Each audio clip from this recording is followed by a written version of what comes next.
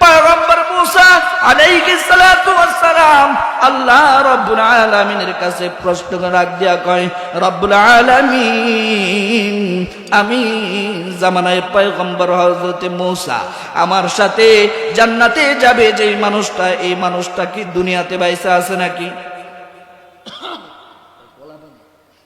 একটু ঠিক করে।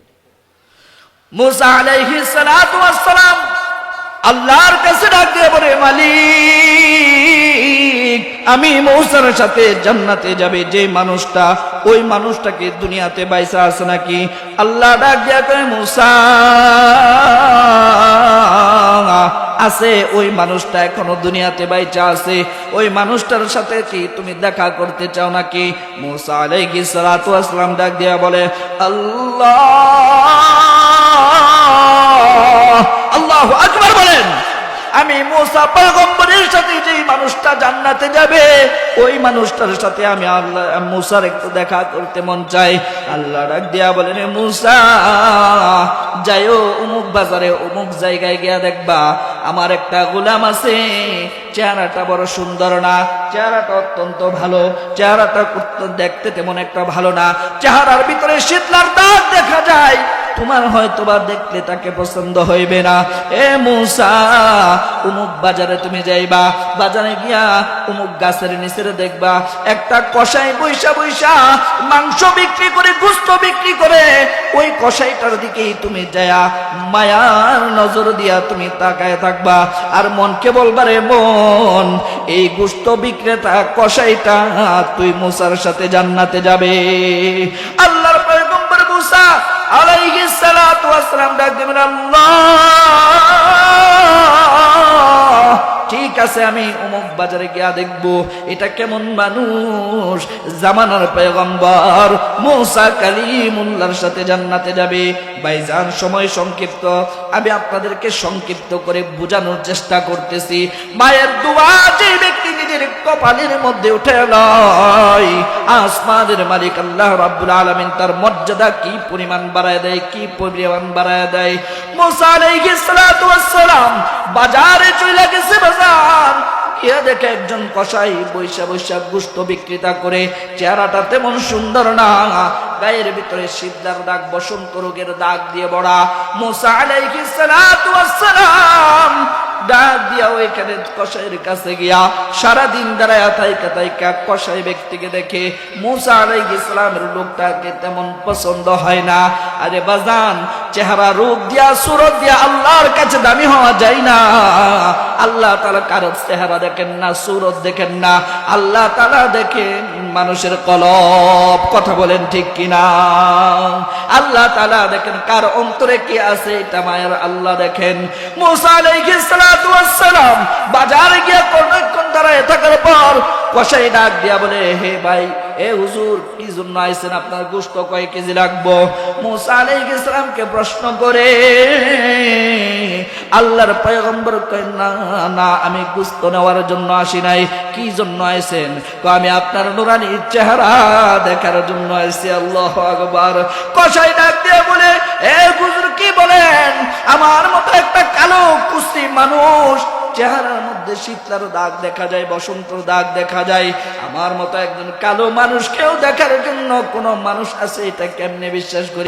বাংলাদেশের সমাজ ব্যবস্থার দিকে যদি তাকান, দেখবেন প্রায় 80% যুবক যুবতীর অবস্থা হলো তারা তাদের মা বাবাকে মানে না, মানতে চায় না, অর্থাৎ পিতামাতার অবাধ্য। কথা বলেন ঠিক কিনা? মোহতারাম হাজরিন, আমরা যখন বাংলাদেশের বিভিন্ন অঞ্চলে যাই, প্রোগ্রামে কথা বলি, বিভিন্ন জায়গা থেকে মুরব্বী বাবাজিরা আমাদের কাছে স্লিপ দেয়, লিখে দেয় যে হযরত, একটু সন্তানদের ব্যাপারে নসিহত করবেন, তারা যেন মা বাবার বাধ্যগত হয়। আজকে কেন এই পরিস্থিতি বলেন? কারণ হচ্ছে আমাদের যে সমস্ত ছেলে মেয়েরা তাদের মা বাবাকে মানে না, মানতে চায় না, এই সমস্ত ছেলে মেয়েরা জানে না যে মা বাবা প্রত্যেকটা সন্তানের জন্য কত বড় নিয়ামত। কথা বলেন ঠিক কিনা? কবি বলেন, কাদের জার জার গরবে দানাদ ইয়া বেদানাদ জৌহরি, কাদের বুলবুল বুল বেদানাদ ইয়া বেদানাদ শাপুরি, কাদের জার জার গরবে দানাদ বেদানাত ইয়া বেদানাত যাও মরি কাদরে বুলবুল বেদানার ইয়া বেদানার সাপুরি। কবি ডাক দিয়া বলেন, যে ব্যক্তি যেটা চিনে সে ব্যক্তি সেটা মানে এবং কিনে, কথা বলেন ঠিক কিনা? স্বর্ণকারে বুঝে স্বর্ণের কি দাম, আর যে ব্যক্তি লোহা করে, লোহার দিয়ে কাজ করে, ওই কামার জানে কোন লোহার কি দাম। সুতরাং একজন সন্তান সে যদি তার দিলের ভিতরে এই জাগনাটা থাকে, এই জ্ঞান তার ভিতরে থাকে, মা বাবা তার জন্য কত বড় নিয়ামত, কত বড় নিয়ামত, ওই সন্তান কোনোদিন তার মা বাবার সাথে বেয়াদবি করবে না, কথা বলুন ঠিক কিনা? আল্লাহর রাসূল সাল্লাল্লাহু আলাইহি ওয়াসাল্লাম বলেন, ও আমার উম্মতরা জেনে নাও, قال النبي صلى الله عليه وسلم الجنة تحت أقدام الأمهات। ও দুনিয়ার মানুষ শুনে নাও, প্রত্যেকটা মানুষের, প্রত্যেকটা সন্তানের জান্নাত হলো তার মা বাবার পায়ের নিচে, কথা বলেন ঠিক কিনা? আল্লাহ তাআলা স্বয়ং আসমানের মালিক রব্বুল আলামিন মা বাবার হয়ে ওকালতি করে। আল্লাহ রব্বুল আলামিন ডাক দিয়া বলেন, ও জগতের মানুষ, ওয়া কাদা রাব্বুকা আল্লা তা'বুদু ইল্লা ইয়্যাহু ওয়া বিল ওয়ালিদাইনি ইহসানা। বলেন না আল্লাহু আকবার। আল্লাহ তাআলা ডাক দিয়া বলেন, বান্দা যতদিন দুনিয়াতে বেঁচে থাকবা, হায়াতের জিন্দেগি তোমাদের যতদিন থাকবে, মৃত্যু পর্যন্ত একমাত্র আমি আল্লাহর ইবাদত করতে হবে। বলে দেখতে বলেন, মৃত্যু পর্যন্ত আমরা গোলামি করব কার? আরো জোরে চিল্লায় বলেন না, গোলামি করব কার? আল্লাহ ছাড়া অন্য কারো গোলামি করা যাবে? আরো জোরে চিল্লায় বলেন, করা যাবে? কোন দলের গোলামি করা যাবে না, কোন নেতার গোলামি করা যাবে না, নেত্রীর গোলামি করা যাবে না। আমার দলের চাইতে আমার মালিক আমার কাছে প্রিয়, আমার নেতার চাইতে আমার মালিক আমার কাছে প্রিয়, আমার মার্কার চাইতে আমার রবের ভালোবাসা আমি মুসলমান হিসাবে, ইমানদার হিসাবে আমার হৃদয়ে সবচেয়ে বেশি থাকবে, কথা বলেন ঠিক না ঠিক? মুহতারাম হাজরিন, আল্লাহ তাআলা বলেন, ওয়া কাদা রাব্বুকা আল্লা তা'বুদু ইল্লা ইয়্যা, আমি রবের ইবাদত ছাড়া অন্য কারো ইবাদত করা যাবে না। সাথে সাথে ওনার একটা ফয়সালা হলো এটাও, পৃথিবীর জমিনে যতদিন পর্যন্ত বেঁচে থাকবা আমি মালিক আল্লাহর ইবাদত যেমনি বারে করবা, ঠিক মৃত্যু পর্যন্ত তুমি বান্দা বান্দি হিসাবে আমি আল্লাহর পক্ষ থেকে চূড়ান্ত ফয়সালা হলো আমি রবের ইবাদতের পাশাপাশি মা বাবার খেদমত করতে হবে। বলেন না সুবহানাল্লাহ। আল্লাহ তাআলা বলেন, বান্দা কেন তুমি মা বাবার ইবাদত, মা বাবার খেদমত করবা জানো নাকি? কারণ এই মা বাবা তোমার জন্য এমন এমন কষ্ট স্বীকার করছে, মা তোমার জন্য এত বড় কষ্ট স্বীকার করছে, পৃথিবীর কোন মানুষ তোমার জন্য এমন কষ্ট স্বীকার করবে না রে বান্দা। এ বান্দা একটু লক্ষ্য করতে হবে, তোমার মা যেদিন তোমাকে গর্ভে ধারণ করছিল 10 মাস 10 দিন পর্যন্ত তোমাকে একটা জীবন্ত মানুষ হইয়া আরেকটা জীবন্ত মানুষকে মা দুঃখিনী পেটের ভিতর লালন করছে, কত কষ্ট মা সহ্য করছে।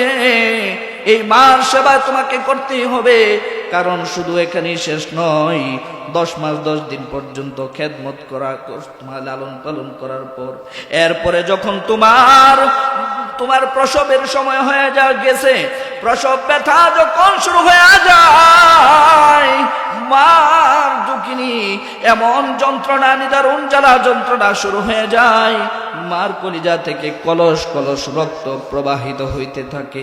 আল্লাহ তাআলা মার হয়ে ওকালতি করে, বান্দা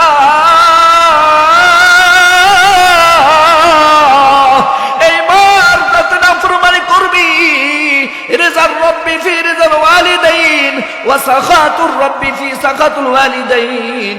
মার খেদমত করবা, কপালে লেখা নাও তোমার জন্য জান্নাত, আর মা বাবার সাথে নাফরমানি করবা রে বান্দা, তোমার কপালে জাহান্নাম ছাড়া উপায় নেই। বলেন না নাউজুবিল্লাহ। কারণ মা যখন তোমাকে জন্ম দেয়, জন্ম দেওয়ার সময় এমন কষ্ট মা সহ্য করছে, মার কলিজা থেকে কলস কলস রক্ত বের হয়েছে, এই কষ্টটা একজন মানুষের জন্য মা ছাড়া কেউ করে না। কথা বল ঠিক কিনা? রক্তে বাসিয়া যাতনাই কাঁদিয়া আনলে মাগো আমায় দুনিয়ায়, তোমারি ঋণ আমি কি দিয়ে শুধাই মাগো, তোমারি ঋণ আমি কি দিয়ে শুধাই। মায়ের ঋণ শোধ করা যাবে বাজার? দেখেছি পৃথিবীতে প্রথম মায়ের মুখ, পেয়েছি ভালোবাসাই পূর্ণ তাহার বুক। বলিতে পারি না কথা, মা বুঝে আমার ব্যথা, বলিতে পারি না কথা,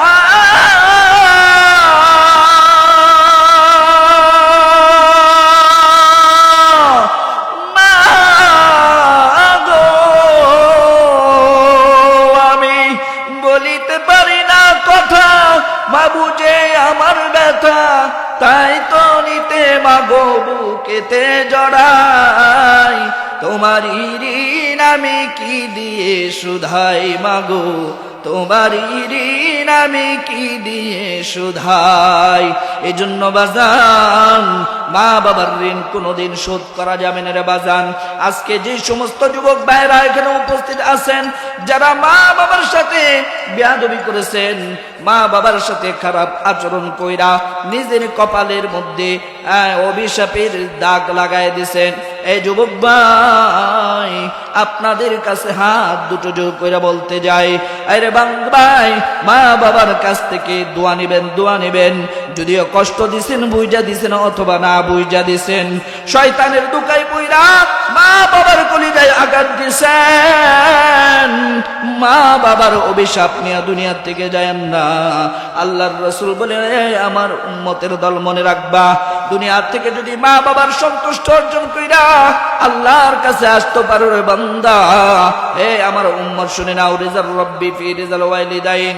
যদি তোমার আমল নামায় ইবাদতের পুঁজি কম থাকে, আল্লাহ রাব্বুল আলামিন দয়া কইরা তোমার গুনাহগুলোকে maaf কইরা তোমার ঠিকানা জান্নাতে দিয়ে দিবে, সুবহানাল্লাহ। আর যদি তোমার আমল নামায় মা বাবার সাথে নাফরমানি করে থাকো, মা বাবার সাথে বেয়াদবি করে থাকো রে আমার উম্মত, যতটা সম্ভব হয় দ্রুত গিয়া মা বাবার কাছ থেকে ক্ষমা নিয়া, মা বাবার কাছ থেকে ক্ষমা নিয়া যেভাবে হোক দোয়া নিয়ে নিবা। কারণ মা বাবা যদি নারাজ হইয়া যায়, আসমানের মালিক আল্লাহ তোমার প্রতি নারাজ হয়ে যাবে। পয়গম্বর মুসা আলাইহিস সালাতু ওয়াস সালাম আল্লাহ রাব্বুল আলামিনের কাছে প্রশ্ন রাখ দিয়া কয়, রব্বুল আলামিন, আমি জামানায় পয়গম্বর হযরত মুসা আমার সাথে জান্নাতে যাবে যে মানুষটা, এই মানুষটা কি দুনিয়াতে বাইসা আছে নাকি? একটু ঠিক করে। মুসা আলাইহিস সালাতু ওয়াস সালাম আল্লাহর কাছে ডাক দিয়ে বলে, মালিক, আমি মুসার সাথে জান্নাতে যাবে যে মানুষটা, ওই মানুষটা কি দুনিয়াতে বাইসা আছে নাকি? আল্লাহ ডাক দিয়া কয়, মুসা আছে, ওই মানুষটা এখনো দুনিয়াতে বাইচা আছে, ওই মানুষটার সাথে কি তুমি দেখা করতে চাও নাকি? মুসা আলাইহিস সালাতু ওয়াস সালাম ডাক দিয়া বলে, আল্লাহ, আল্লাহু আকবার বলেন। আমি মুসা পয়গম্বরের সাথে যে মানুষটা জান্নাতে যাবে, ওই মানুষটার সাথে আমি আল্লাহ মুসার একটু দেখা করতে মন চাই। আল্লাহ ডাক দিয়া বলেন, মুসা যাইও অমুক বাজারে অমুক জায়গায় গিয়া দেখবা, আমার একটা গোলাম আছে, চেহারাটা বড় সুন্দর না, চেহারাটা অত্যন্ত ভালো, চেহারাটা দেখতে তেমন একটা ভালো না, চেহারার ভিতরে শীতলার দাগ দেখা যায়, তোমার হয়তোবা দেখলে তাকে পছন্দ হইবে না।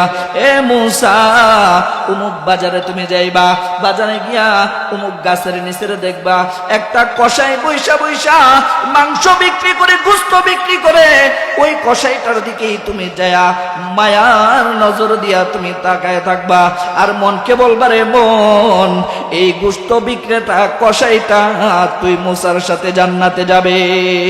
আল্লাহর পয়গম্বর মুসা আলাইহিস সালাতু ওয়াস সালাম ডাক দিলেন, আল্লাহ, ঠিক আছে আমি অমুক বাজারে গিয়া দেখব এটা কেমন মানুষ জামানার পয়গম্বর মুসা কালিমুল্লাহর সাথে জান্নাতে যাবে। ভাইজান সময় সংক্ষিপ্ত, আমি আপনাদেরকে সংক্ষিপ্ত করে বোঝানোর চেষ্টা করতেছি। মায়ের দোয়া যে ব্যক্তি নিজের কপালের মধ্যে উঠে লয়, আসমানের মালিক আল্লাহ রাব্বুল আলামিন তার মর্যাদা কি পরিমাণ বাড়ায় দেয়, কি পরিমাণ বাড়ায় দেয়।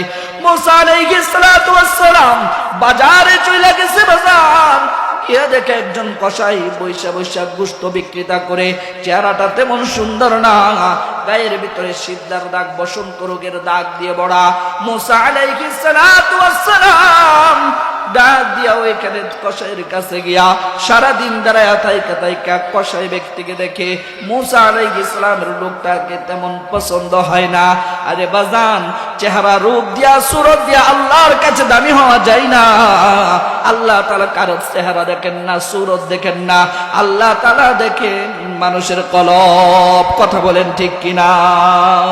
আল্লাহ তাআলা দেখেন কার অন্তরে কি আছে, এটা মায়ের আল্লাহ দেখেন। মুসা আলাইহিস সালাতু ওয়াস সালাম বাজারে গিয়া কতক্ষণ দাঁড়ায় থাকার পর কসাই ডাক দিয়া বলে, হে ভাই, এ হুজুর, কি জন্য আইছেন? আপনার গোশত কয় কেজি লাগবো? মুসা আলাইহিস সালামকে প্রশ্ন করে আল্লাহর পয়গম্বর কয়, না না, আমি গোশত নেওয়ার জন্য আসি নাই। কি জন্য আইছেন? তো আমি আপনার নুরানি চেহারা দেখার জন্য আইছি। আল্লাহু আকবার। কসাই ডাক দিয়ে বলে, এ হুজুর, কি বলেন? আমার মতো একটা কালো কুস্তি মানুষ, চেহারার মধ্যে শীতলার দাগ দেখা যায়, বসন্তর দাগ দেখা যায়, আমার মতো একজন কালো মানুষকেও দেখার জন্য কোন মানুষ আছে? এটা কেমনে বিশ্বাস করি? মুসা আলাইহিস সালাম ডাক দিয়ে কয়, ভাই, সারাদিন বইরে আমি তোমাকে দেখবো, কোনো আপত্তি আছে নাকি? কোনো আপত্তি নাই। দেখেন সারাদিন চইলা গেছে, মুসা আলাইহিস সালাতু ওয়াস সালামের কোনো আমলটা পছন্দ হয় না। যে কি আমলের কারণে জামানার পয়গম্বর মুসার সাথে এই ব্যক্তিরা জান্নাতে যাবে পছন্দ হয় না। আল্লাহর পয়গম্বর মুসা সারাদিন থাকার পর সকাল বিকাল বেলায় বাড়ির দিকে রওনা করছে। এবার মুসা ডাক দিয়ে বলে, ভাই, আমি তোমার সাথে তোমার বাড়িতেও যেতে চাই, তোমার কোনো আপত্তি আছে নাকি? বলে, না, আমার কোনো আপত্তি নাই। আল্লাহর পয়গম্বর মুসা আলাইহিস সালাম কসাইয়ের সাথে সাথে বাড়িতে যায়। পাহাড়ের ভিতরে ঝুপড়ি বাড়িতে গিয়া দেখে ওই কসাই সারাদিন গোশত বিক্রি করার পর একটুকু গোশত নিয়া নিজের বাতে রান্না বান্না করছে, নিজের বিবিকে খাইতে দেয় নাই, নিজের সন্তানের মুখে দেয় নাই। বাড়িতে মেহমান আসছে আল্লাহর ওলি, ওই আল্লাহর ওলি মুসা আলাইহিস সালাম কেউ দেয় নাই, কারণ কসাই তো জানে না ইনি জামানার পয়গম্বর মুসা। আল্লাহু আকবার বলেন। কসাই জানে না ইনি যে জামানার পয়গম্বর মুসা আলাইহিস সালাতু ওয়াস সালাম। কসাই লোকটাকে চিনে না। কসাই নিজের হাতে গোশত পাকায়া লিকুইড বানায়া ওই যে বারান্দার ভিতরে লটকায় রাখছে একটা সিক্কার ভিতরে, ওই সিক্কার ভিতরে 250 বছরের অবাগিনী মা, বুড়া হইতে হইতে বয়স হইতে হইতে রাজা হাঁসের মতো হয়ে গেছে, সিক্কার ভিতরে লটকায় রাইখা দিছে। নিজের হাতে গোশত পাকায়া যখন মার হাতে চামিচ দিয়া উঠায় দিছে, সন্তান ডাক দিয়ে বলে, রে মা,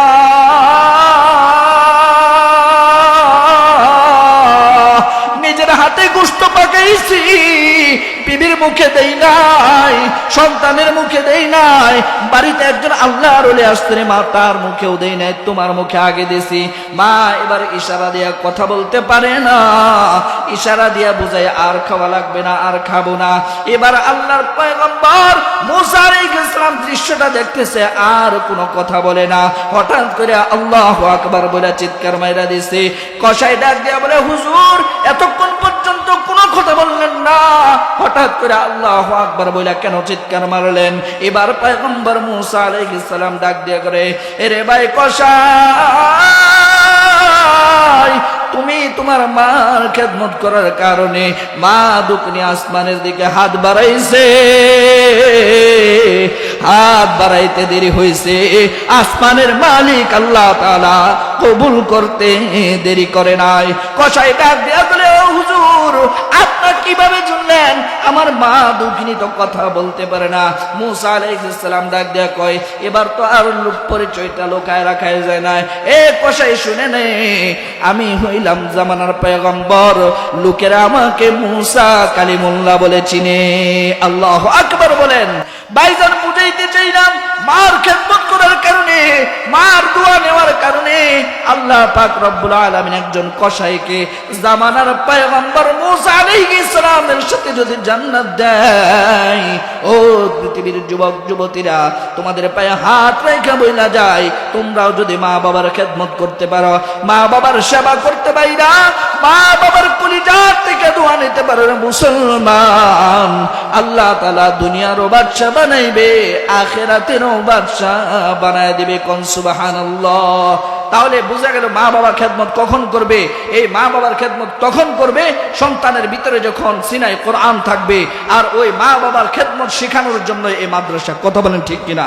মা বাবাকে চেনার জন্য, মা বাবার চেনার জন্য যে ইলম দরকার, ওই ইলম শিক্ষার জন্য এই মাদ্রাসার মাহফিল। তাই আপনাদের সকলের কাছে আরজ করব, নিজের সন্তানকে ডাক্তার বানান, ইঞ্জিনিয়ার বানান, প্রফেসর বানান, কোনো দুঃখ নাই বাজান। আগে নিজের সন্তানটাকে মাদ্রাসায় দিয়া তার সিনায় কোরআনের নূর ঢোকায় দেন। খোদার কসম, ওই সন্তান ডাক্তার হোক, ইঞ্জিনিয়ার হোক, নেতা হোক, নেত্রী হোক, লিডার হোক, আল্লাহর কসম সে যত বড়ই হোক না কেন, কোনদিন আপনার সাথে বেয়াদবি করবে না, আপনাকে বৃদ্ধাশ্রমেও পাঠাবে না। কথা বলেন ঠিক না বেঠিক? আমরা আমাদের সন্তানদেরকে মাদ্রাসায় দিব তো ইনশাআল্লাহ, কোরআনের শিক্ষায় শিক্ষিত করব তো ইনশাআল্লাহ। আল্লাহ তাআলা আমাদের প্রত্যেককে নিজেদের সন্তানদেরকে কোরআনের শিক্ষায় শিক্ষিত কইরা আদর্শ মানুষ হিসাবে তাদেরকে দুনিয়ার জমিনে রাখা যাওয়ার তৌফিক দান করুন। ওয়া আখিরু দাওয়ানা আনিল হামদুলিল্লাহি রাব্বিল আলামিন। আসসালামু আলাইকুম ওয়া রাহমাতুল্লাহি ওয়া বারাকাতুহু।